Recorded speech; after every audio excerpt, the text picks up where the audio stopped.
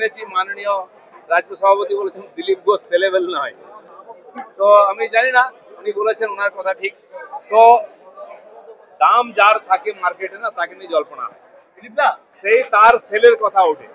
যাদের দাম নেই তাদের কিনতে কে, রাস্তায় পড়ে আছে। দিলীপ ঘোষের দাম আছে, দিলীপ ঘোষের দাম থাকবে, কারণ দিলীপ ঘোষের মধ্যে কোনো ভেজাল নেই। আপনাকে নিয়ে একটা আবেগ কিন্তু কাজ করে, যেভাবে কর্মীরা, সাধারণ কর্মীরা আবেগ তো আছেই।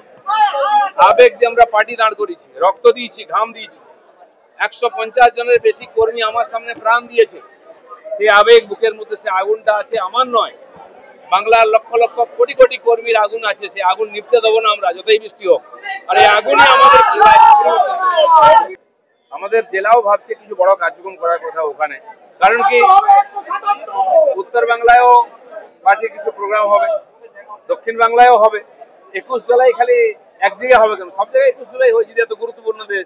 তো দেখা যাক কি হয়।